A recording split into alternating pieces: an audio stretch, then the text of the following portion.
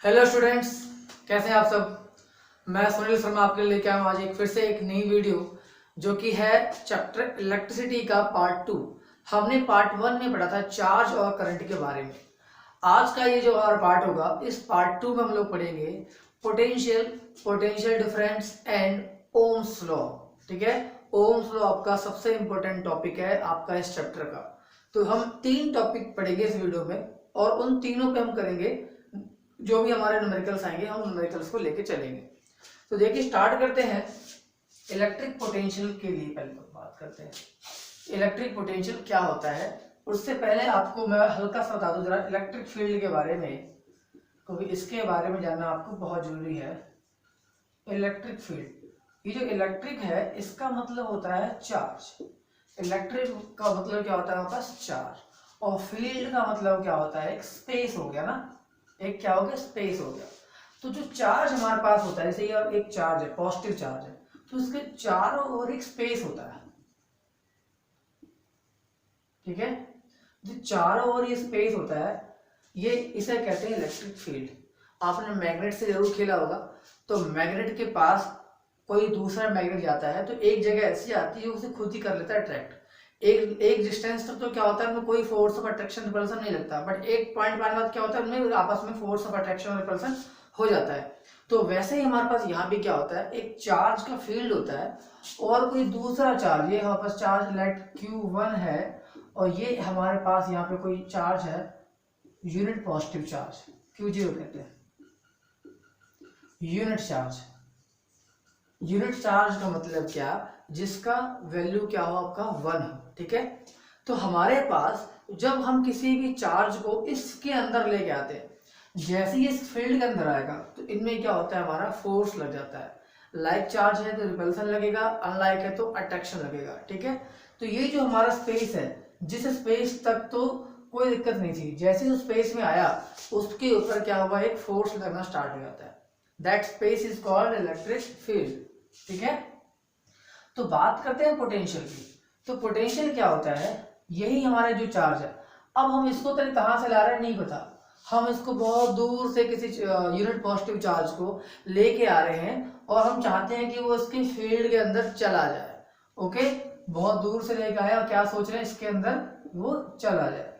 Okay, तो इसको charge को इस फील्ड के अंदर लाने के लिए आपको क्या करना पड़ेगा, एक वर्क करना पड़ेगा। ठीक है, इस चार्ज को इस फील्ड में, ये अपने आप तो आएगा नहीं। ओके, तो इसको लाने के लिए एक वर्क करना पड़ेगा। उस वर्क को हम कहते हैं क्या, इलेक्ट्रिक पोटेंशियल। तो पहले इलेक्ट्रिक फील्ड की डेफिनेशन लिख लेते हैं। क्या इलेक्ट्रिक फील्ड की डेफिनेशन लिख लेंगे आप लोग, it is the space around a charge in which its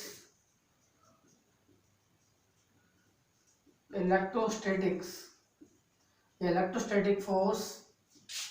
ठीक है, फोर्स, अब वो फोर्स हमारा अट्रैक्शन भी होगा और रिपल्सन होता है। ठीक है, इन विच इट्स फोर्स ऑफ अट्रैक्शन, चाहे से बेटा तो फिलहाल अभी अट्रैक्शन और रिपल्सन। इलेक्ट्रोस्टैटिक्स आपका 12th का यूनिट 1 है, ध्यान रखना। Electrostatic force of attraction and repulsion can be experienced. तो जिस स्पेस तक हम उसका जो फोर्स ऑफ अट्रैक्शन और रिपल्सन को एक्सपीरियंस कर सकते हैं, that field is called electric field. और यहाँ पे हम बात कर रहे हैं किसकी, पोटेंशियल की। तो पोटेंशियल जैसे कि आपको बताया मैंने, इस फील्ड में किसी चार्ज को लाने के लिए कहां से, बहुत दूर से, इनफाइनाइट पोजीशन से। ये पॉज करके नोट कर लीजिएगा। तो जब हमारा जो वर्क होता है, that work is called electrostatic potential या इलेक्ट्रिक पोटेंशियल। तो what is electric potential, electric potential क्या होता है, it is the amount of work done in bringing a unit positive charge, in bringing a unit charge from infinity to that point infinity to that point, ठीक है। तो यहाँ पे जो इसको लेके आते हैं तो ये चार्ज के अंदर हम कोई इसकी एनर्जी चेंज नहीं करते, हम लोग यहाँ पे कोई भी इसका एक्सेलरेशन नहीं करते यहाँ पे, ठीक है ना, उसको हम कॉन्स्टेंटली ले जाते हैं। तो what is the electric potential? तो electric potential is the amount of work done in bringing a unit charge from infinity to that point. चाहो तो लिख देना क्या, विदाउट एक्सेलरेशन, बिना किसी एक्सेलरेशन के, इस बात का ध्यान रखना, ठीक है। और जब एक्सेलरेशन नहीं होता तो जो काइनेटिक एनर्जी होती है वो हमारी क्या होती है, कांस्टेंट। आपने 9th में पढ़ा होगा इसके बारे में, ठीक है। तो अभी हमारे पास यहाँ पे क्या है कि ये हो गया इसका डेफिनेशन। सिंबल होता है W, पोटेंशियल का सिंबल होता है V, और V इक्वल टू क्या होता है हमारे पास, W/Q। पोटेंशियल का सिंबल क्या होता है हमारे पास V, तो V इक्वल टू क्या होगा हमारे पास, W/Q। V को हम कहते हैं क्या, पोटेंशियल। W हमारे पास क्या होता है, वो होता है हमारा वर्क डन, और Q हमारे पास यहाँ पे क्या होता है, वो होता है हमारा चार्ज। पोटेंशियल की बात करें तो जो इसकी यूनिट है, ऐसा यूनिट, इसको हम मेजर करते हैं वोल्ट में, इसका सिंबल होता है V, इसको वोल्ट में मेजर किया जाता है, ठीक है, ध्यान रखिएगा। और पोटेंशियल जो है ये एक स्केलर क्वांटिटी है, पोटेंशियल एक कैसी क्वांटिटी है, स्केलर क्वांटिटी है, इसकी कोई डायरेक्शन नहीं होती, इस वजह से हम इसे स्केलर क्वांटिटी कहते हैं। तो ये तो था हमारा इलेक्ट्रिक पोटेंशियल। अब हम बात करते हैं पोटेंशियल डिफरेंस क्या होता है, ठीक है। तो इन दोनों में क्या है डिफरेंस, क्या है वो समझते हैं।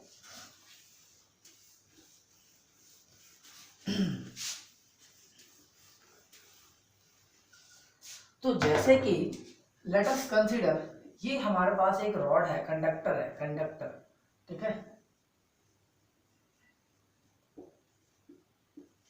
AB।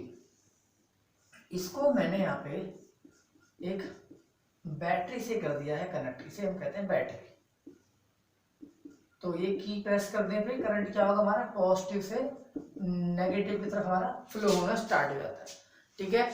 पॉजिटिव का मतलब होता है हाई पोटेंशियल, आपको लगता होगा पॉजिटिव और नेगेटिव सेल का टर्मिनल है, बट यहाँ पे ये पॉजिटिव है, इसका मतलब क्या होता है, हाई पोटेंशियल, और नेगेटिव का मतलब होता है लो पोटेंशियल, ठीक है। तो यहाँ पे इसमें ये हमारे पास क्या है, कंडक्टर है, ठीक है। अब यहाँ पे जो करंट के लिए हमें क्या लगाना पड़ा है, बैटरी लगाना पड़ा। तो बैटरी से जो हमारा चार्ज जो फ्लो होगा, तो ये पॉइंट A है, ये पॉइंट हमारे पास क्या है, B है। तो A पॉइंट पे जो पोटेंशियल होगा, लेट करते हैं कि वो VA है, और B पॉइंट पे जो पोटेंशियल क्या होगा हमारा, VB होगा। तो इनका जो डिफरेंस होगा पोटेंशियल का, जिसे हम कहते हैं क्या, पोटेंशियल डिफरेंस। तो पोटेंशियल डिफरेंस मीन्स क्या होता है, किसी भी कंडक्टर के दोनों एंड पॉइंट्स पे जो पोटेंशियल है उनका difference, that is called potential difference. और पोटेंशियल डिफरेंस को मेंटेन करने के लिए हमें क्या चाहिए होता है, क्या चाहिए होता है, हमें एक सोर्स ऑफ एनर्जी, यानी हमें क्या चाहिए, एक बैटरी, ठीक है। With the help of battery we can maintain the potential difference. तो पोटेंशियल डिफरेंस को मेंटेन करते हैं बैटरी के थ्रू, ओके। तो ये हमारे पास क्या है, डेल्टा भी कह सकते हैं आप इसे, चेंज इन पोटेंशियल, मतलब चेंज इन पोटेंशियल। तो हमारे पास इसका फॉर्मूला क्या होता है, वही होता है, वो यहाँ पे बड़ी बात नहीं है, W/Q, ओके। तो क्लियर हो गया पोटेंशियल डिफरेंस। पोटेंशियल डिफरेंस के लिए हमें एक सोर्स चाहिए होता है, बैटरी चाहिए होती है। बट पोटेंशियल क्या होता है, हमारे अमाउंट ऑफ वर्क डन होता है किसी चार्ज को इनफाइनाइट से लेके आने के लिए। वहां पे कहाँ से ला रहे हैं नहीं पता, बट यहाँ पे क्या है हमारा, इस एक पॉइंट से दूसरे पॉइंट पे ले जाने के लिए जो वर्क हो रहा है, that is called potential difference. यहाँ पे दोनों पॉइंट आपके नोन होते हैं, और आपके जो हमारा पोटेंशियल में हमारे दोनों पॉइंट नोन नहीं होते। तो पोटेंशियल डिफरेंस की डेफिनेशन बनती है क्या, बनती है क्या, it is the amount of work done in bringing a charge। वहां पे हमारे पास यूनिट चार्ज था, यहाँ पे हमारा यूनिट चार्ज नहीं होगा। Bringing a charge from one point, ये कंडक्टर का पहला पॉइंट, ये कंडक्टर दूसरा point, one point two other point of a conductor. Conductor के एक पॉइंट से दूसरे पॉइंट पे चार्ज को ले जाने में जो वर्क होता है that is called potential difference. Okay, इसकी यूनिट होती है यहाँ पास क्या, वोल्ट। अगर बात की जाए 1 वोल्ट के, एग्जाम में क्वेश्चन कई बार आता भी है कि डिफाइन 1 वोल्ट, ये क्वेश्चन आपका एग्जाम में आता है। तो ये हमारा फॉर्मूला है, क्या फॉर्मूला हमारे पास है, V is equal to W/Q। तो जैसा कि आप जानते हैं कि V हमारा क्या होता है, वो होता है हमारा वोल्ट, और W हमारे पास क्या होता है, वो होता है हमारे पास जूल, वर्क होता है जूल में, और चार्ज हमारा किसमें होता है, चार्ज होता है हमारे पास कूलम में। ठीक है, एनर्जी को, वर्क को हम किस मेजर करते हैं, जूल में मेजर करते हैं, कोई दिक्कत ही नहीं है। तो 1 वोल्ट क्या है हमारा, 1 जूल बाय 1 कूलम। तो हम 1 वोल्ट की जो डेफिनेशन है वो हम कैसे कर सकते हैं, 1 वोल्ट की डेफिनेशन को हम क्या लिख सकते हैं, तो इसको मैं ऐसे लिखा गया कि when 1 joule of work is done in moving a 1 coulomb charge, जब 1 जूल वर्क हो 1 कूलम चार्ज को मूव करने में, तो उसे कहते हैं हम क्या, 1 वोल्ट। तो पोटेंशियल मेजर करने के लिए हम जो डिवाइस यूज करते हैं वो हम कौन सा यूज करते हैं, वोल्ट मीटर का। वोल्ट मीटर का सिंबल होता है हमारे पास, वो होता है क्या, V लिखा होता है एक सर्कल के अंदर इस तरीके से। ठीक है, ये होता है हमारे पास वोल्ट मीटर। अब वोल्ट मीटर को हम जो करते हैं कनेक्ट, वो करते हैं, it is connected always parallel, it is connected always parallel.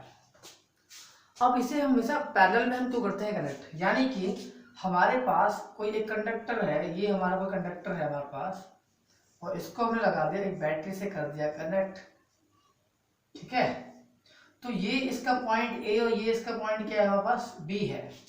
तो यहाँ पे पोटेंशियल और यहाँ पोटेंशियल, तो इन दोनों के बीच का पोटेंशियल मेजर करना है ना हमें, यहाँ पे इन दोनों के बीच में पोटेंशियल डिफरेंस कितना है, तो इसलिए इन दोनों के हम क्रॉस लगाते हैं। तो ये हमारा कैसा कॉम्बिनेशन होता है, पैरेलल कॉम्बिनेशन। अगर हम गलती से इसको सीरीज में लगा दें, ठीक है, गलती से सीरीज में लगा दें, तो ये हमारा क्या करेगा, तो करंट मेजर करने लग जाएगा। ठीक है ना, वो भी एक्यूरेट मेजर नहीं करेगा, क्योंकि हमारा जो वोल्ट मीटर होता है इसका रेजिस्टेंस जो होता है वो हाई होता है। रेजिस्टेंस पढ़ेंगे इसके अगले पार्ट में हम लोग। ठीक है, तो हमारे पास जो है वोल्ट मीटर हमेशा पैरेलल ही क्यों कनेक्ट होता है, because we have to find potential between 2 points. तो we have to connect voltmeter between 2 point, तो 2 पॉइंट के बीच में कनेक्शन करना पड़ता है। क्लियर हो गया। इसके बाद क्या है, हम लोग कुछ न्यूमेरिकल्स देखेंगे, बट आपको मैंने जब करंट पढ़ाया तो करंट में आपको मैंने बताया एमीटर के बारे में, और ये हमारा है पोटेंशियल के लिए वोल्ट मीटर। तो एमीटर और वोल्ट मीटर में हमारे कुछ डिफरेंस निकल के आते हैं, और ये आपको क्वेश्चन बनता है एनसीईआरटी में कि give the difference between ammeter and volt meter.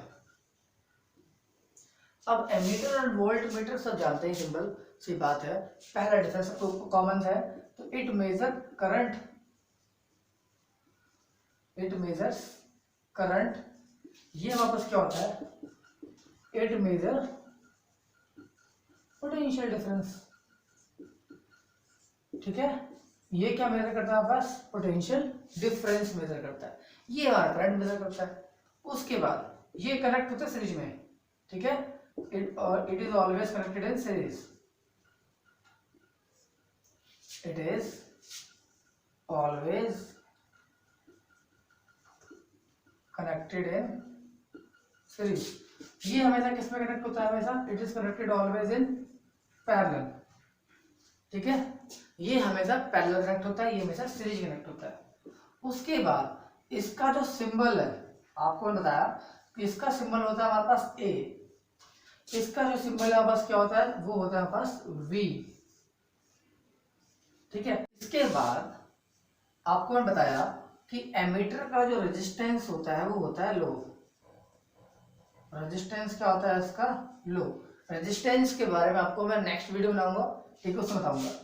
इसका जो रेजिस्टेंस होता है वो होता है हाई। ठीक है, रेजिस्टेंस हाई होता है, इसका रेजिस्टेंस हमारा लो होता है। अगर बात करें ना किसी आइडियल एमीटर की, आइडियल एमीटर, ये आइडियल मतलब होता है क्या कि जब हम इसको मेजर करें तो एक्यूरेट मेजर करें, आइडियल मतलब ये। तो इसका जो रेजिस्टेंस होता है, ठीक है, आइडियल एमीटर का जो रेजिस्टेंस होता है वो होता है हमारा 0। ओके, और एक ऐसी हमारा क्या होता है, आइडियल वोल्ट मीटर होता है, आइडियल वोल्ट मीटर। इसका जो रेजिस्टेंस होता है वो होता है हमारा बहुत ज्यादा, इनफाइनाइट, ठीक है ना, बहुत ज्यादा रेजिस्टेंस होता है, इनफाइनाइट हो जाता है तो उसे कहते हैं आइडियल वोल्ट मीटर, और रेजिस्टेंस एकदम 0 हो जाता है तो कहते हैं इनका आइडियल एमीटर। ये 5 पॉइंट हैं, आप याद करेंगे, इसे नोट कर लेंगे। अब देखिए न्यूमेरिकल, ये न्यूमेरिकल आपके बोर्ड एग्जाम में 4 बार आ चुका है, ठीक है, ये क्वेश्चन आपका 4 टाइम्स ऑलरेडी आ चुका है। तो क्वेश्चन क्या है, सिंपल सी देखो, छोटे छोटे क्वेश्चन आपके होते हैं कि potential difference between two terminal of the battery is 100 joule of work is required to, आपको कैलकुलेट करना potential difference 100 joule of work, यानी कि आपको वर्क दिया हुआ है 100 joule to transfer 20 coulomb charge. तो कूलम तो हमारा क्या होता है, चार्ज होता है, 20 कूलम चार्ज दिया हुआ है, तो पोटेंशियल डिफरेंस चाहिए। तो पोटेंशियल डिफरेंस का आपने पढ़ा है फॉर्मूला, पोटेंशियल डिफरेंस जो कि होता है delta V equal to W by Q, या V ये मान दो पॉइंट के बीच का डिफरेंस डेल्टा V लिख देते हैं ना लोग।